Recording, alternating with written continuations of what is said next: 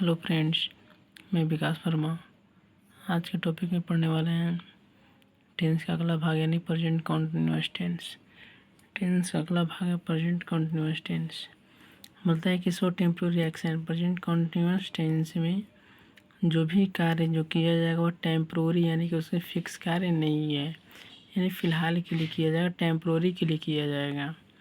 Certifying जो है बोलता है कि सोच on going process for limited time. बोलता है कि इस कार्य में, इस टेंस में जो है वह कोई भी कार्य जब किया जाएगा तो लिमिटेड यानी समय सीमित उसका होगा।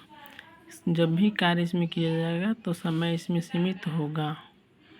Action is happening of the speaking. बोलता है इसमें बहुत ही खुशी पर जो भी कार्य किया जाता है इसका पहचान चिन्ह होता है कि जिस वाक्य की क्रिया के अंत में जो सेंटेंस रहेगा वो सेंटेंस के वाक्य के क्रिया के अंत में रहा है, रही है, रहे हैं इत्यादि अगर लगा हो तो उसे प्रेजेंट कॉन्टिन्यूअस टेंस के रूप में जानते हैं।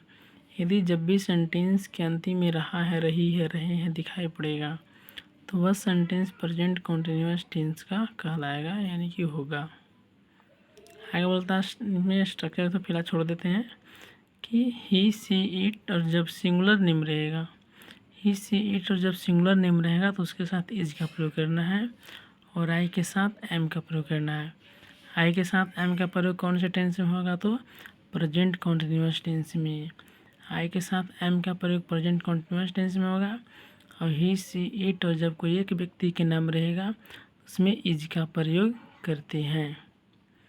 इतना याद रखिएगा। जब ये नोट याद है तो आराम से हम हेल्पिंग वर्ब लगा सकते हैं। स्ट्रक्चर देखिएगा, subject plus is are am plus before plus object.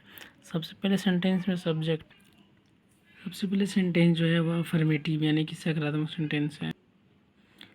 Subject plus is are am plus before plus object, यानी बिफोर का मतलब होता है वर्ब के साथ आईएनजी को ऐड करना यानी कि जोड़ना। यहाँ पे देखिएगा, तुम मेरी मदद कर रहे हो, तुम का यू होता है। अभी देखना है कि यू जो है कौन से नंबर में है, ऐसे कौन से पर्सन कौन से नंबर में है, क्योंकि जब तक मुझे सब्जेक्ट का ज्ञान नहीं हो जाता है तो तीनों में से कोई भी हेल्पिंग वर्ब का प्रयोग नहीं कर सकते हैं।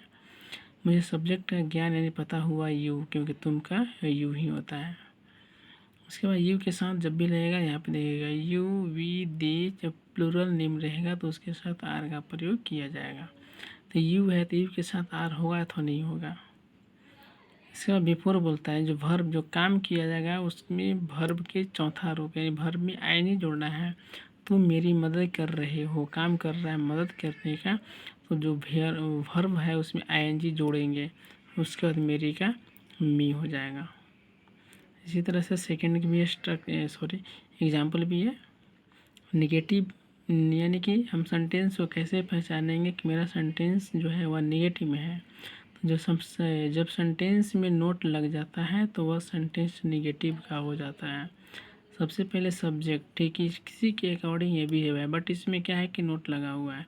जब तक मुझे सब्जेक्ट का ज्ञान नहीं हो जाता है तो हेल्पिंग वर्ब का प्रयोग नहीं कर सकते हैं। हेल्पिंग वर्ब का प्रयोग तभी करेंगे जब मुझे सब्जेक्ट का ज्ञान होगा। इसमें बोलता है सब्जेक्ट, यहाँ पे है तुम मेरी मदद नहीं कर रहे हो, इसमें काम करने वाला कौन व्यक्ति है, इसमें काम करने वाला जो व्यक्ति है वह तुम है। तुम यानी सब्जेक्ट, तुम क्या होता है यू। अभी भी यहाँ पे देखना है कि यू के साथ ऊपर में भी हम आर का प्रयोग किए थे और ऊपर नोट में भी हमने ये लिखवाया हुआ है, लिखा हुआ है। तो यू के साथ जब भी होगा वह तो आर होगा। आर के बाद बोलता है नॉट, उसके बाद बिफोर वर्ब के चौथा रूप जो काम किया जाएगा उसमें वर्ब के चौथा रूप का प्रयोग करेंगे।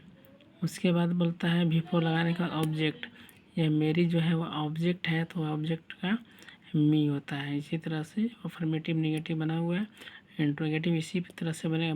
बट इसमें क्या है कि सेंटेंस के शुरू में क्या रहता है तो वह सेंटेंस इंट्रोगेटिव का होता है।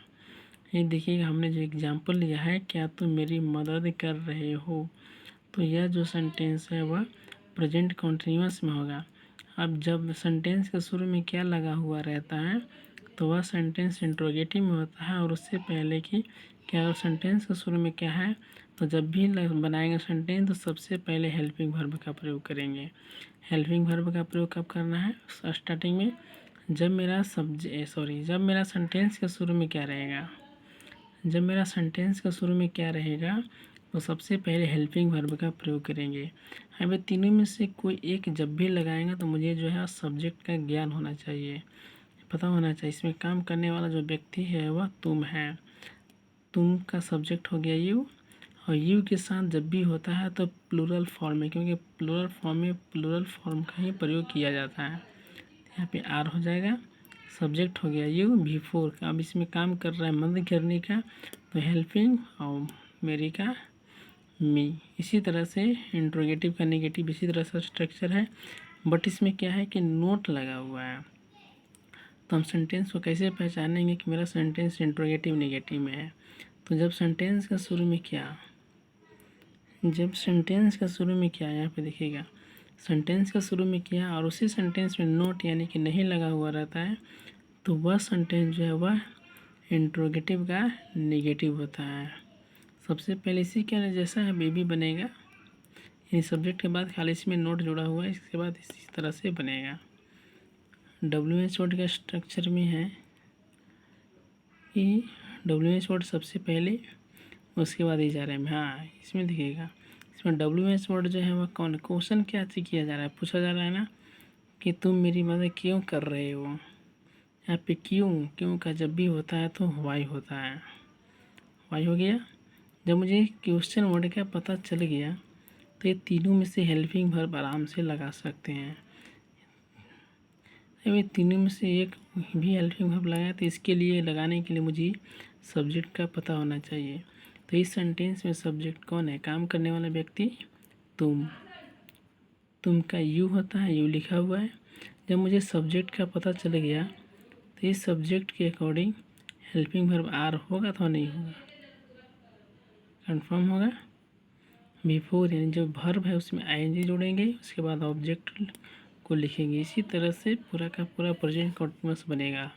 यह तो एक पहचान चिन्ह पे हुआ, आगे और मिलेगा पढ़ने के लिए, डीपली मिलेगा पढ़ने के लिए। इसलिए मेरे चैनल के साथ जुड़े रहें और इस तरह से वीडियो को पाते रहें। जी धन्यवाद।